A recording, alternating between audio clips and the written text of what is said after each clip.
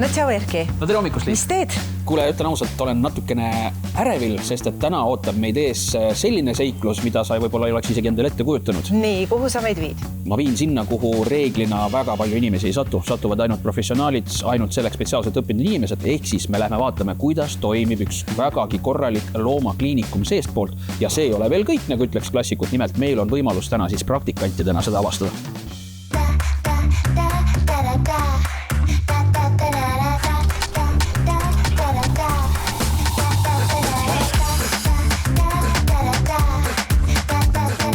Meil on mentoriks täna Kerlin ja Kerlin tutvustabki meile ühte loomakliinikut.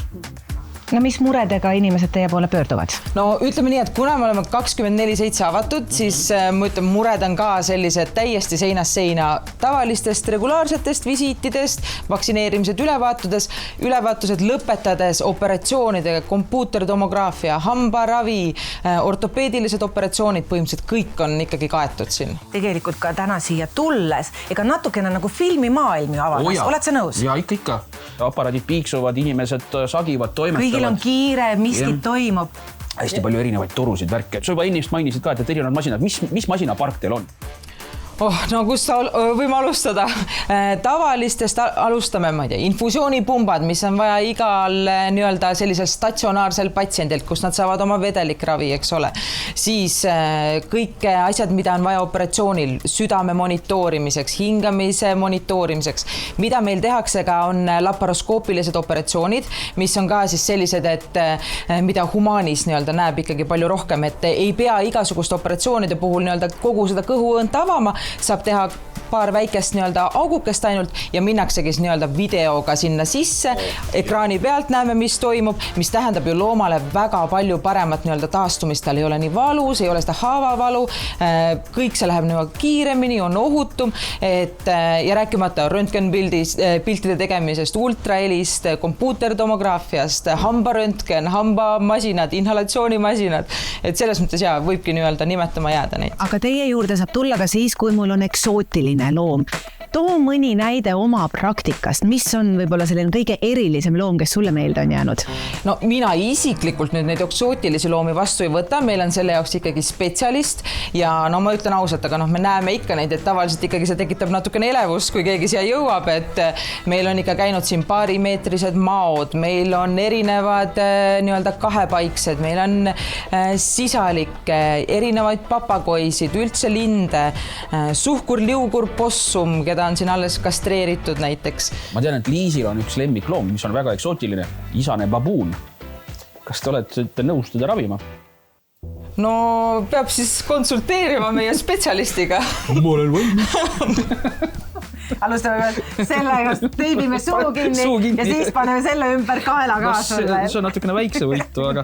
Vahel võib-olla meie inimestena mõtleme, et no me ei tea, kas me arstile ikka helistame või läheme sinna EMOsse, et saame hakkama, võib-olla homme läheb üle. Et sinu sõnum lemmiklooma omanikule, et kui sa märkad, et midagi tal on halvasti, siis edasu ootama jääda? Ja no tegelikult mina ütlen alati ka nagu looma omanikule, et tegelikult teie tunnete ära, kui midagi on viltu. Võib-olla me tahame küll natukene eitada, aga tegelikult siin südames nagu me saame aru, et nüüd ei ole tegelikult see asi hästi. Pigem mitte edasi lükata. Kui on nagu see küsimus veel, et kas ma nüüd lähen või ei lähe, helistage. Meil on ju meie administraatorid ka, kes meie kõnesid vastu võtavad, patsiente vastu võtavad, nad on väga pädevad, nad saavad juba väga hästi aru, kas see on asi, millega nad ütlevad teile, et hakkake tulema või siis tõesti ongi see, et ütlevad, et vaatame rahulikult homse hommikuni ja helistage uuesti, eks ole.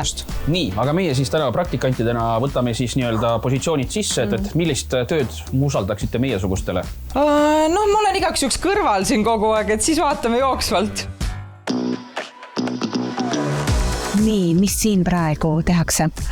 Siin hakatakse tegema nüüd ultrahelikassile, et vaatame, äkki saame appi minna. Väga hea meelega. Tere. Tere.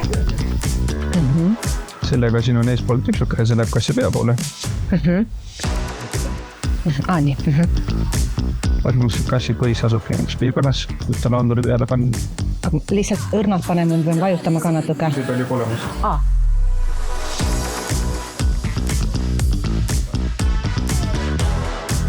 Õnneks on meil hea rahulik kass. Ja nüüd on see tehtud ja kuivatame ära.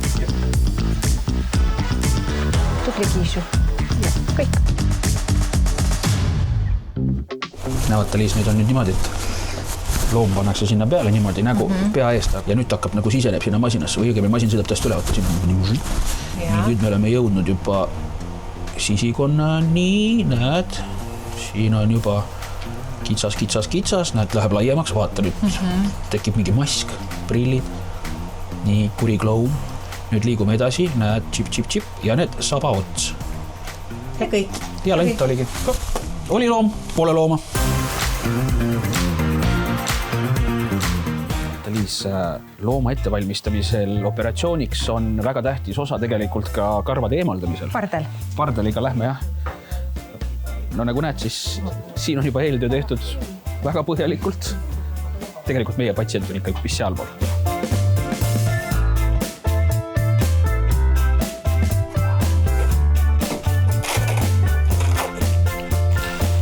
Väga tähtis töö on muide andmete monitoorimine. Samal ajal kui doktor või siis assistent tegeleb koeraga füüsiliselt, mina vaatan numbreid ja niipea kui mingi number muutub, põhimõtteliselt peaks nagu rallisõitjalgi, vaata on kaardilugeja, mina olen praegu numbrite lugeja. Tegelikult targutamise asemel ma oleks võinud ju ise selle tolmuimeja võtta.